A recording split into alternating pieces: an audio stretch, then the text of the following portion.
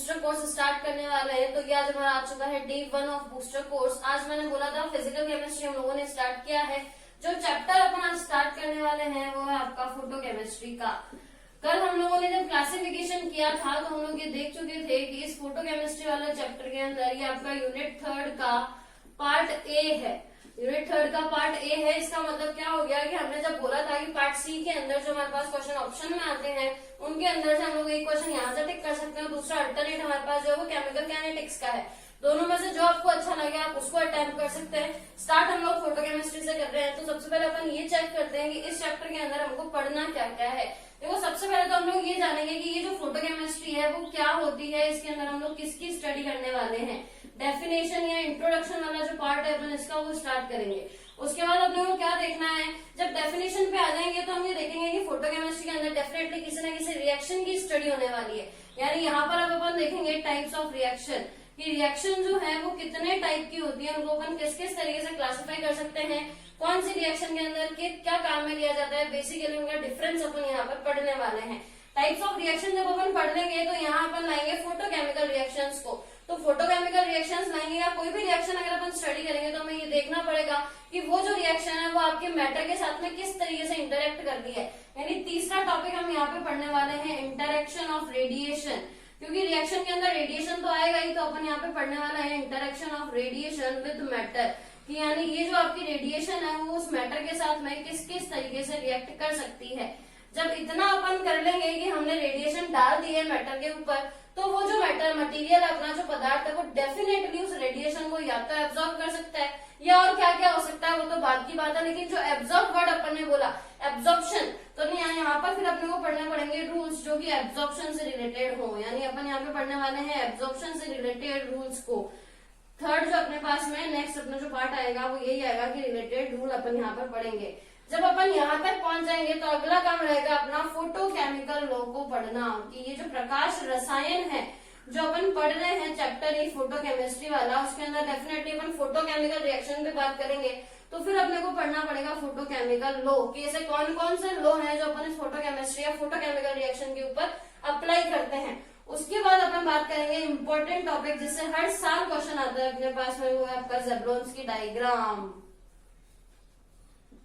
हर साल यहाँ से क्वेश्चन का आना फिक्स है। इंपॉर्टेंट सबसे इंपॉर्टेंट टॉपिक अगर इस वाले चैप्टर का कोई है तो वो यही आपका ज़ेब्रोन्स्की डायग्राम है।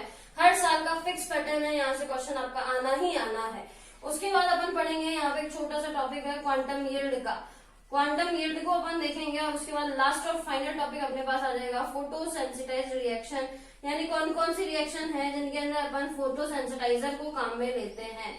तो ये हमारा ओवरऑल इस चैप्टर के अंदर आने वाले सारे सब टॉपिक्स हैं। लगभग 4 से 5 वीडियो के अंदर अपना ये जो चैप्टर है वो कंप्लीट हो जाएगा। 5 वीडियो लेक्चर के अंदर अपन इसको पूरा करने की कोशिश करेंगे। तो स्टार्ट करते हैं अपन लोग इसके इंट्रोडक्शन वाले पार्ट के साथ। इंट्रोडक्शन की अगर अपन बात करें तो हमें बात करनी है यहाँ पे इंट्रोडक्शन ऑफ फोटो केमिस्ट्री। देखो मैंने इसको 2 वर्ड के अंदर पहले से ही तोड़ करके रखा हुआ है। फोटो मतलब कौन, यहाँ पर अपन बात करने वाले हैं फोटोन की, और केमिस्ट्री यानी यहाँ हम लोग बात करने वाले हैं केमिकल्स की। तो कुल मिला के करना क्या है, आपको फोटोकेमिकल रिएक्शंस की बात करनी है। और वो जो फोटोकेमिकल रिएक्शंस है वो इस फोटोन से इनिशिएट होकर के चलेंगी। क्या करना है कि किसी भी ऑर्गेनिक कंपाउंड, आपने कोई भी ऑर्गेनिक कंपाउंड लिया, उस ऑर्गेनिक कंपाउंड के अंदर आप आने वाले केमिकल चेंज को नोट करना चाहते हो, और वो जो ये केमिकल चेंज यहाँ पर आने वाला है इसका रीजन रहेगा आपका ये फोटोन। इसी फोटोन को अपन क्वांटा भी बोलते हैं। ये क्या है आपका एनर्जी ऑफ पैकेट से तो है ना, बंडल है अपने पास में जो एनर्जी ऑफ पैकेट्स आ रहे हैं डायरेक्ट यूवी रीजन से। पर शर्त क्या रहने वाली है यहाँ पर आपका यूवी रीजन, या यूं कहते हैं कि ये जो सूरज देवता है अपने, इन सूरज देवता का प्रकाश आ जाना चाहिए। यानी एच म्यू या यूवी रीजन की अपन यहाँ पर बात कर रहे हैं। ये यूवी रीजन के अंदर ये जो क्वांटा या फोटोन है वो किसी भी ऑर्गेनिक मॉलिक्यूल के अंदर किस तरीके से केमिकल चेंज को लेकर के आएंगे, इसकी स्टडी अपन केमिस्ट्री की जिस ब्रांच में करते हैं वही ब्रांच आपकी फोटो केमिस्ट्री कहलाती है। यानी क्या करना है, फोटोन की वजह से ऊर्जा के जो पैकेट्स आ रहे हैं उनकी वजह से किसी भी ऑर्गेनिक मॉलिक्यूल के ऊपर क्या केमिकल रिएक्शन के अंदर चेंजेस देखने को मिल रहे हैं, उन्हीं की स्टडी ये फोटो केमिस्ट्री के अंदर अपन लोग करते हैं। देखो ये तो दिख गया अब अपने को कि केमिकल चेंज अपने को पढ़ना है, तो डेफिनेटली यहाँ से जो रिएक्शन अपने पास आएंगी वो रहेगी आपकी फोटो केमिकल रिएक्शन। तो पहली जो रिएक्शन हमको पढ़नी है यहाँ पर वो आ चुकी है हमारे पास में, कि हमें फोटोकेमिकल रिएक्शंस के बारे में जानना है, जो यहीं से अपना इंट्रोड्यूस होने वाला है।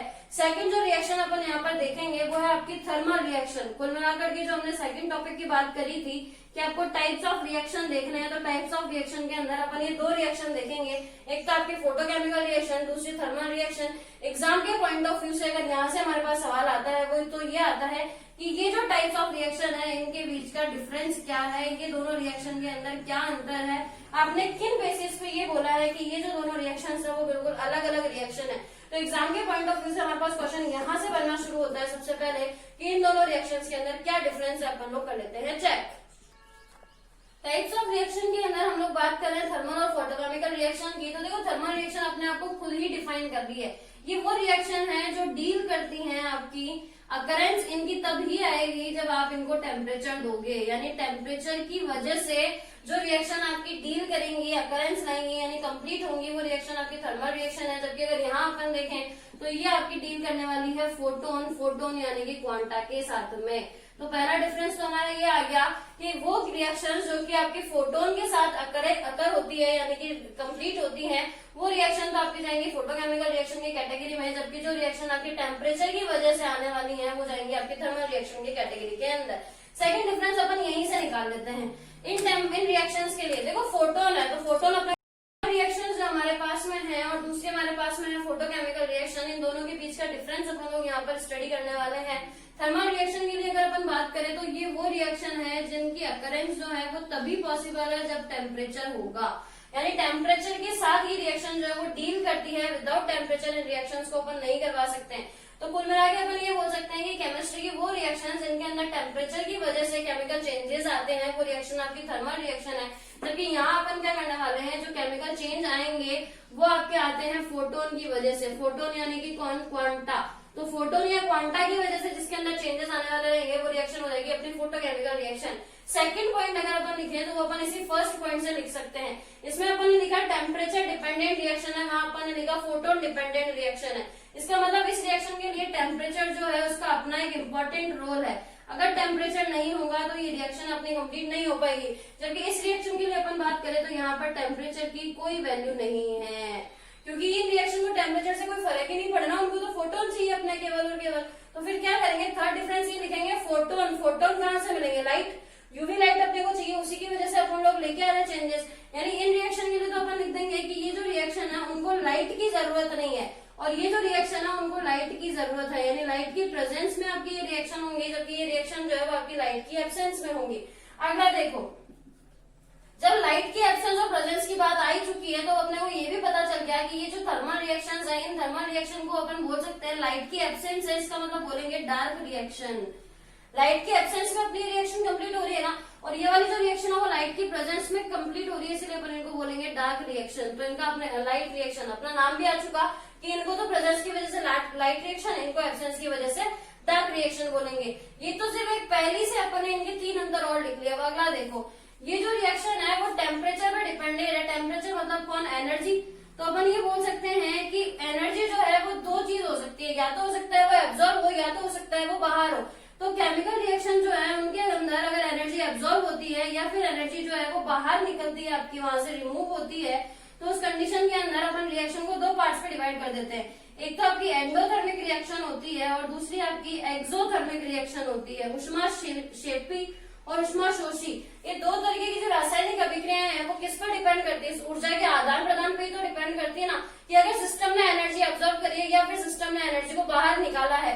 तो ऊर्जा के आदान प्रदान के कारण ये जो रिएक्शन है वो अपनी 2 तरीके की हो जाएगी, एक्सोथर्मिक और एंडोथर्मिक। और जो केमिस्ट्री है यहाँ पर इन रिएक्शन के लिए वो डिपेंड करने वाली है आपकी एनर्जी यानी कि टेम्परेचर पे। जबकि इन रिएक्शन की अगर अपन बात करें तो यहाँ पर आपका फोटोन या क्वांटा जो है इसी का एब्जॉर्प्शन होना है और इसी का इमिशन भी होना है। फोटोन ही तो आपका यहाँ पर एब्जॉर्ब होगा, एब्जॉर्प्शन भी फोटोन का ही होगा और इमिशन भी फोटोन का ही होगा। यानी फोटोन के उत्सर्जन और अवशोषण के कारण जो अभिक्रियाएं संपन्न होने वाली है वो आपकी फोटोकेमिकल रिएक्शन है, और ऊर्जा के आदान प्रदान के कारण जो अभिक्रियाएं संपन्न होने वाली है वो आपकी थर्मल रिएक्शन है। और क्या क्या अंतर है इनके अंदर, देखो थर्मल रिएक्शंस के अंदर अगर अपन अगला पॉइंट देखें तो यहाँ पर क्या होने वाला है, ये जो थर्मल रिएक्शन है वो अपने देखो नॉर्मल कोई सी भी रिएक्शन है, नॉर्मल जो अपनी रिएक्शंस होती हैं उन रिएक्शन को अपन अगर उन रिएक्शन के ऊपर अपन कंसंट्रेशन, टेम्परेचर, प्रेशर इस तरीके का कोई भी फिनोमिना कम या ज्यादा अप्लाई करते हैं तो उन रिएक्शन की जो रेट है वो अपन इंक्रीज भी कर सकते हैं और डिक्रीज भी कर सकते हैं। यानी ये जो थर्मल रिएक्शंस हैं इनके ऊपर आपके टेम्परेचर, प्रेशर, कंसंट्रेशन इन सब का इफेक्ट पड़ेगा,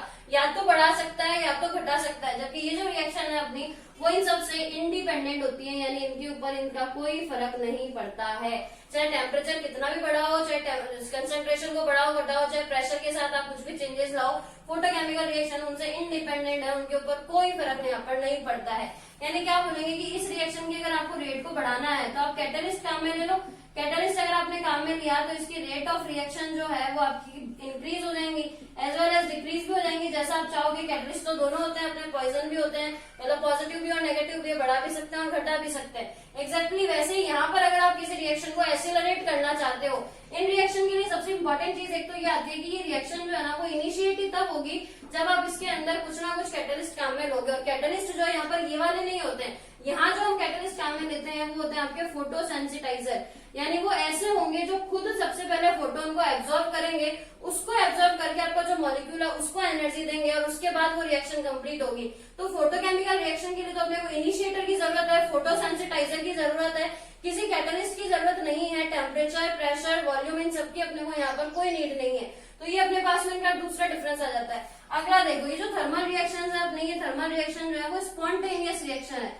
स्पॉन्टेनियस का मतलब ये जो रिएक्शन है वो खुद हो जाती है। स्पॉन्टेनियस प्रोसेस अपन कैसे पता लगाते हैं थर्मोडाइनमिकली, डेल जी गिब्स फ्री एनर्जी की वैल्यू अगर अपने पास में नेगेटिव आती है तो उस कंडीशन में जो अपना प्रोसेस है वो स्पॉन्टेनियस होता है, स्वतः होने वाली अभिक्रियाएं होती है। जबकि ये जो फोटोकेमिकल रिएक्शन है अपनी वो आपकी नॉन स्पॉन्टेनियस होती है, अस्वतः प्रक्रम है। और ये कैसे पता चलेगा आपको, डेल जी की वैल्यू इनके लिए आपकी पॉजिटिव आएगी, यानी यहाँ वैल्यू नेगेटिव और यहाँ वैल्यू पॉजिटिव है। तो थर्मोडाइनमिकल एस्पेक्ट अपन इनका यहाँ पर देख सकते हैं और चेक कर सकते हैं कि रिएक्शन जो है वो नॉन स्पॉन्टेनियस और ये वाली जो रिएक्शन आपकी वो स्पॉन्टेनियस। अगला जो डिफरेंस हमें यहाँ पर देखना है वो देखो आपकी ये जो थर्मल रिएक्शन है और ये जो फोटोकेमिकल रिएक्शन के अंदर बेसिक डिफरेंस अपने पास ये बन करके आता है कि फोटोकेमिकल रिएक्शन के अंदर अपना कभी भी जो पूरा मॉलिक्यूल है वो एग्जाइट नहीं होता है, यानी यहाँ पर आपका उस मॉलिक्यूल का केवल और केवल स्पेसिफिक पार्ट जो है वो आपका एग्जाइट होता है, एक्साइटेशन को अकर करता है। जबकि अगर अपन यहाँ बात करें तो यहाँ पर पूरा ही molecule, whole molecule will be excitised, पूरा ही मॉलिक्यूल जो है वो यहाँ पर आपका एक्साइट हो जाता है, एक्साइटेशन को यहाँ पर वो एक्सेप्ट कर लेता है। अब खुद सोचो, जब पूरा ही मॉलिक्यूल एक्साइटेशन में जा चुका है तो क्या ये रिएक्शन स्पेसिफिकली सेलेक्टिव होगी क्या? नहीं होंगी। यानी इन रिएक्शन के लिए अगर अपन सेलेक्टिविटी की बात करें तो ये जो रिएक्शन है वो आपकी सेलेक्टिविटी नहीं शो करती है, जबकि ये जो रिएक्शन है वो आपकी सेलेक्टिविटी यानी कि सेलेक्टिव जो रूल्स आएंगे उनको शो कर जाती है। यहाँ पर रिएक्शन में सेलेक्टिविटी देखने को मिल रही है, यहाँ पर रिएक्शन में किसी तरीके की कोई सेलेक्टिविटी अपने को देखने को नहीं मिलती है। तो ये अपना बेसिक डिफरेंस हो गया आपका जो टाइप ऑफ रिएक्शन वाला टॉपिक था, जिसके अंदर दो तरीके की रिएक्शन अपने को पढ़नी थी, फोटोकेमिकल रिएक्शन और थर्मल रिएक्शन। इन दोनों के अंदर का डिफरेंस अपने लिए एग्जाम के पॉइंट ऑफ व्यू से इंपॉर्टेंट था, वो अपन देख चुके। आगे जो अपन स्टडी करने वाले हैं वो पूरी की पूरी आपकी केवल इस टॉपिक के ऊपर डिपेंड करने वाली है कि फोटोकेमिकल रिएक्शन क्या होती है, क्यों होती है, कैसे होती है। इन सब सवालों के जवाब अपने को ढूंढने हैं, तो अपन लोग ढूंढना स्टार्ट कर लेते हैं। मैटर के साथ जब अपन लोग इंटरेक्शन देखेंगे किसी भी रेडिएशन का, तो देखो क्या हो सकता है। मान लो ये हमारा कोई भी एक मटेरियल है, इस मटेरियल के अंदर ये मटेरियल है हमारा, इस मटेरियल के ऊपर हम लोगों ने रेडिएशन को डाला है। जो रेडिएशन हम लोगों ने यहाँ पर डाली है उसकी इंटेंसिटी मान लो आप आई नॉट है, ये आई नॉट इंटेंसिटी की रेडिएशन हमने इस मैटर के ऊपर डाली है। अब देखो इस मैटर के साथ में क्या क्या हो सकता है, ये जो रेडिएशन है वो इस मैटर को क्या क्या कर सकती है। या तो हो सकता है कि इसके अंदर से इस तरीके से एब्जॉर्ब हो जाए, अगर ये एब्जॉर्ब हो जाएगी तो अपन बोल देंगे ये IA है, एब्जॉर्बेशन वाली इंटेंसिटी अपन ने इसकी यहाँ पर बात कर ली। ये भी हो सकता है कि ये जो I है वो यहीं से रिफ्लेक्ट हो जाए, तो अपन इसको बोल देंगे ये IR है, रिफ्लेक्ट हो चुकी है। और जब यहाँ पे जब एब्जॉर्ब होगी तो ये कंप्लीट एब्जॉर्ब नहीं होती है, कुछ यहाँ से बाहर भी निकलती है, यानी ये बोल देंगे कि यहाँ पर ये अपने पास में ट्रांसमिट हो चुकी है। तो कुल मिला के अगर अपन बात करें अपनी स्टार्टिंग इंटेंसिटी आई नॉट की, तो किसका टोटल होगा, इन तीनों का।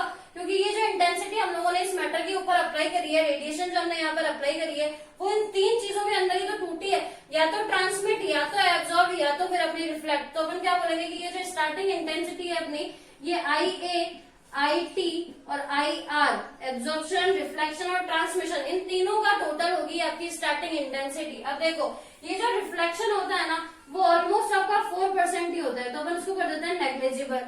ये अपन ने हटा दिया यहाँ से। इसका मतलब अब ये जो इंटेंसिटी है वो किस पे डिपेंड कर रही है, केवल और केवल एब्जॉर्प्शन और जो अपना ट्रांसमिशन है उसके ऊपर। अब स्टार्टिंग जब अपन ने इसका डेफिनेशन पढ़ा था तो अपन ने वहां ये देखा था कि यहाँ पर जो फोटोकेमिकल चेंजेस आते हैं, फोटोकेमिस्ट्री के अंदर जो केमिकल रिएक्शन में चेंजेस आते हैं, उनकी आने के पीछे का कारण ही यही है कि ये जो मैटर है इसने एब्जॉर्ब किया है रेडिएशन को। अगर ये आपका रेडिएशन को एब्जॉर्ब नहीं करेगा तो वहां पर कोई भी केमिकल चेंजेस अपने को देखने को नहीं मिलेंगे। यानी केमिकल चेंज आने के पीछे का कारण कौन हुआ, एब्जॉर्प्शन। तो अपन जो फोटोकेमिस्ट्री को घुमाने वाले हैं वो इस IA के अराउंड ही घुमाने वाले हैं।